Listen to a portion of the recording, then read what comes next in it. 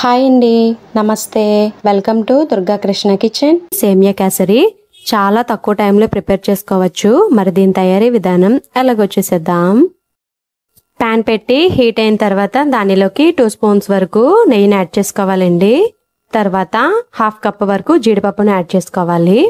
జీడిపప్పు light golden colour వచ్చేంత వరకు ఫ్రై చేసుకున్న తర్వాత దానిలోకి 1/2 కప్ వరకు కిస్మిస్ ని కూడా యాడ్ చేసుకోవాలి.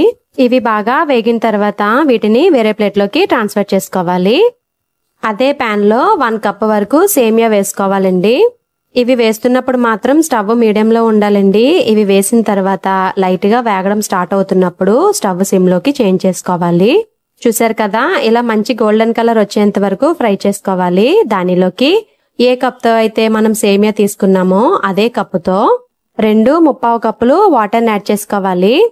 అంటే 2 కప్పుల వాటర్ ని పూర్తిగా వేసిన తర్వాత అదే కప్పుతో 30 వరకు వాటర్ యాడ్ చేసుకుంటే సరిపోతుందండి.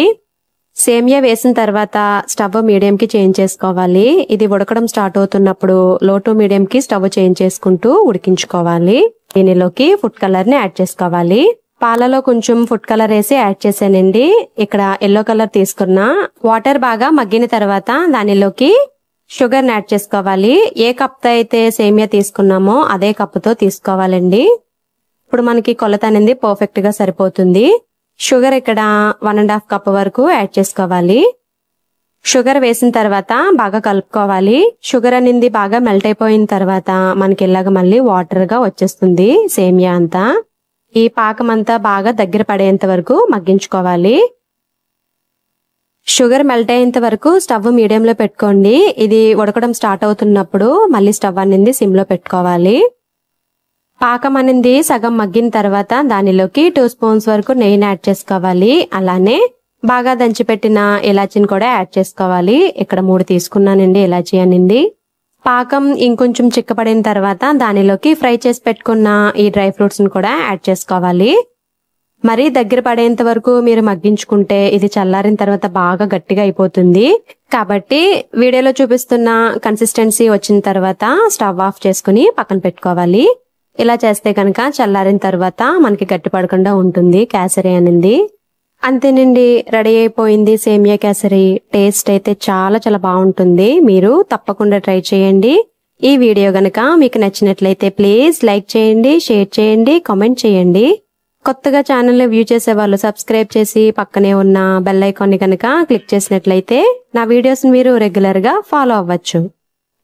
కొబ్బరి అన్నం తయారీ ఎలాగో చూసేద్దామండి. 4 పచ్చిమిర్చి, అలానే 1 గుప్పెడు ఫ్రెష్ కరివేపాకు, 3 స్పూన్స్ వరకు అల్లం ముక్కలు తీసుకోవాలి. తిని మెత్తగా బ్లెండ్ చేసుకోవాలండి లైట్ గా వాటర్ యాడ్ చేసుకుని. అలానే 1 కప్ వరకు కొబ్బరి తురుమును తీసుకోవాలి.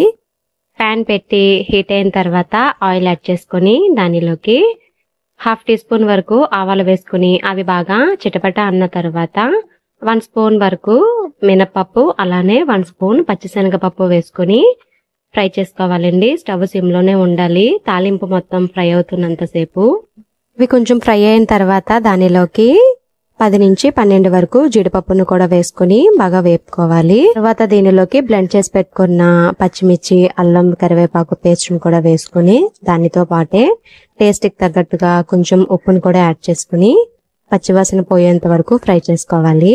ఇది బాగా వేగిన తర్వాత దీనిలోకి కొబ్బరిని కూడా వేసుకుని బాగా ఫ్రై చేసుకోవాలి. స్టవ్ సిమ్ లో పెట్టి కొబ్బరిని ఫ్రై చేసుకోవాలండి. స్టవ్ మీడియం లో పెట్టినా హైలో పెట్టినా కలర్ వచ్చేస్తుంది, బాగా వేగదు. వేగిన తర్వాత దానిలోకి ఉడికించి పెట్టుకున్న రైస్ ను కూడా యాడ్ చేసుకుని బాగా కలుపుకోవాలి. రైస్ అనేది 1 కొబ్బరికాయకు 1/2 కేజీ రైస్ అనేది కరెక్ట్ గా సరిపోతుందండి. రైస్ వేసిన తర్వాత టేస్ట్ కి తగ్గట్టుగా కొంచెం సాల్ట్ ని కూడా యాడ్ చేసుకుని బాగా కలుపుకోవాలి. అంతేనండి, రెడీ అయిపోయింది కొబ్బరి అన్నం. ఈ 2 నైవేద్యాల తయారీ చాలా తక్కువ టైంలో అయిపోతుందండి. టేస్ట్ అయితే చాలా చాలా బాగుంటుంది. మీరు తప్పకుండా ట్రై చేయండి. ఈ వీడియో గనక మీకు నచ్చినట్లయితే ప్లీజ్ లైక్ చేయండి, షేర్ చేయండి, కామెంట్ చేయండి. కొత్తగా ఛానల్ ని వ్యూ చేసే వాళ్ళు సబ్స్క్రైబ్ చేసి పక్కనే ఉన్న బెల్ ఐకాన్ ని కనుక క్లిక్ చేసినట్లయితే నా వీడియోస్ మీరు రెగ్యులర్ గా ఫాలో అవ్వచ్చు.